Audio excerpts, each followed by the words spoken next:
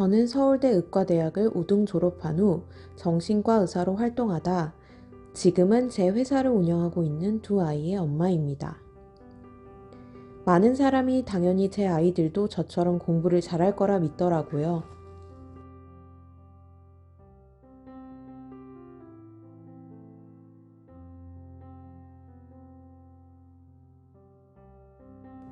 하지만 고학력 전문직 부부의 아이라도 좋은 대학에 진학하지 못하는 경우는 허다합니다. 게다가 선배 의사 부부의 아이가 재수 3수를 하다가 결국 대학 입시에 실패하는 걸 보다 보니 제 아이라고 안심할 수 없더라고요.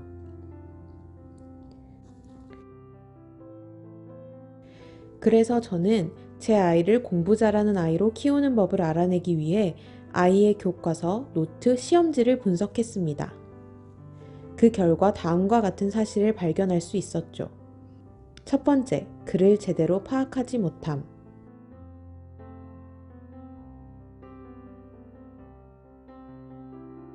두 번째, 계산하는 과정에서 실수가 잦음.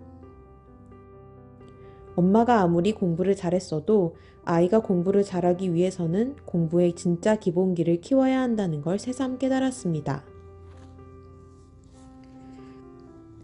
서울대 의대를 우등 졸업한 저의 공부 경험과 상담 사례, 문헌, 아이를 관찰한 결과 등을 통틀어 아이 성적 올리는 가장 확실한 방법을 알려드릴게요. 첫 번째, 공부 전략을 제대로 선택하세요. 공부 전략을 세울 때 먼저 우리 아이가 원하는 최종 목표는 아이의 고득점이라는 사실을 유념하세요. 예를 들어 보겠습니다. 선행학습은 어떤가요? 선행학습은 공부하는 시기와 시험 날짜가 무려 1년 이상 차이가 납니다. 1년 전에 공부한 내용이 시험날에 기억이 날까요? 비효율적인 방법을 선택할 이유가 없습니다. 반면 문해력을 기르기 위한 독서는 시험 득점에 도움이 되고 대체할 만한 방법이 없으니 꼭 선택하는 것이 좋겠지요. 두 번째, 아이의 공부 의욕을 끌어올리세요. 이 시기에 아이들이 책상에 앉는 가장 큰 이유는 바로 부모 때문입니다. 그래서 지금 당장은 하기 싫다는 아이를 어르고 달래서 책상에 앉혀둘 수 있지요. 하지만 그 습관은 아이가 자라서 부모의 영향력이 사라지는 순간 힘을 잃습니다. 가짜 습관이었던 거예요. 이때는 아이 스스로 공부 의욕을 높일 수 있게 도와주세요. 우리의 어린 시절에 언제 공부 의욕이 올라가고 내려갔는지를 떠올려 보세요.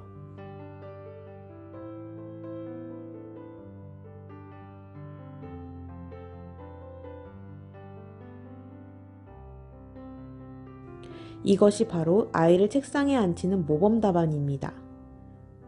결국 공부 의욕을 끌어올리는 방법은 간단합니다. 첫 번째, 아이와 함께 도서관을 가주세요. 두 번째, 멋진 직업을 가진 주인공이 나오는 영화를 보여주세요. 세 번째, 명문 학교에도 아이를 데려가 보세요. 세 번째, 매일 공부 습관에 집착하지 마세요. 많은 엄마가 아이가 어렸을 때 매일 공부하는 습관을 들여야 나중에도 혼자 공부한다고 믿습니다. 하지만 학창 시절을 생각해 보세요. 그때 공부 습관이 지금도 남아있지 않을 겁니다. 우리의 뇌는 몇 시간만 지나면 잊어버리기 시작합니다. 타이밍 싸움인 시험에 매일 공부를 한다고 얼마나 큰 도움이 될까요?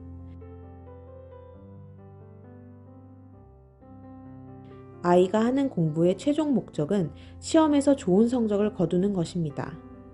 좋은 점수를 받으려면 시험 전 짧은 시간에 온 집중력을 쏟아내야 합니다. 공부 습관을 잡는다고 매일 아이와 책상 앞에서 실랑이 하지 마세요. 차라리 그 힘을 모아 시험 기간에 쏟아붓도록 도와주면 그만입니다. 공부는 초등부터 대학 입학까지 12년, 그 이후로도 수년간 계속해야 합니다. 장기간의 레이스에 지쳐 나가 떨어지지 않으려면 최소한으로 짐을 줄여야 합니다. 초등 시기에는 중고등 시험에 대비할 진짜 공부 기본기만 탄탄하게 잡아주세요.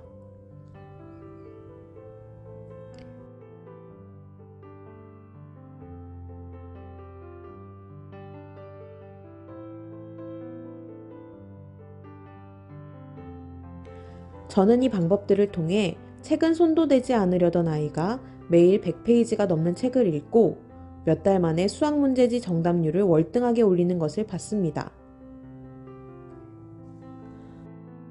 공부 기본기 키우는 방법은 물론 6세부터 초6까지 연령별 실전 노하우까지 담아냈습니다. 최소한의 노력으로 아이 성적을 가장 확실하게 올리고 싶다면 이렇게 공부시키세요. 공부 끝판왕 서울대 의대 엄마의 기적의 공부법. 서울대 의대 엄마는 이렇게 공부시킵니다.